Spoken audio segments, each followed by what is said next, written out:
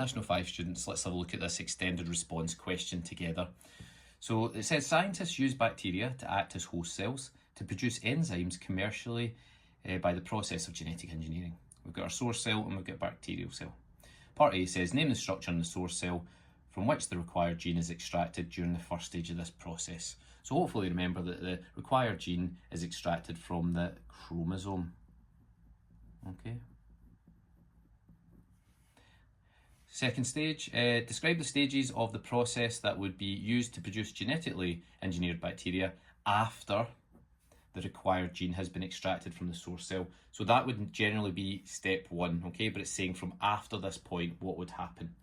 So the first thing we need to talk about is where are we going to put that required gene? Well, we need to extract a plasmid, okay? So there's a plasmid extracted. Now where does that come from? Plasmids come from bacteria, okay, or from a bacterial cell. Okay, so a plasmid is extracted from the bacterial cell. Okay, you could also say the plasmid is cut open to get that first point. Okay, and I'll just write that down just so we've got that there. The plasmid is cut open.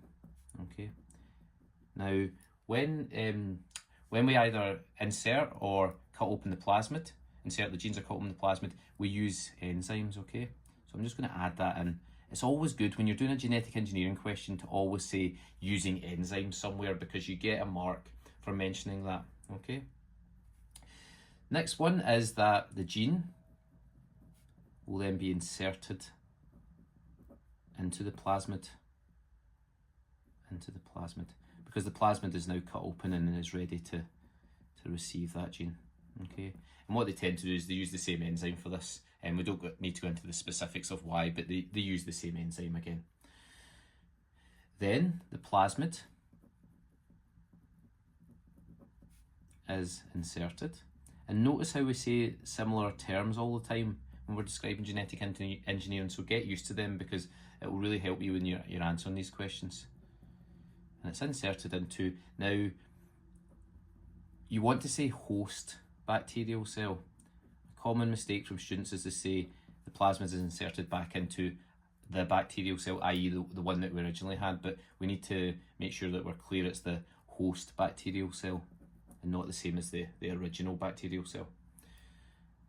And then lastly, any mention of enzyme cutting the plasmid, so we did that up here, okay, or sealing the gene into the plasmid, that would also be acceptable for that one. Okay. So that's how we get the 4 marks in this type of question here in genetic engineering. Hope that helped, folks. See you in the next one.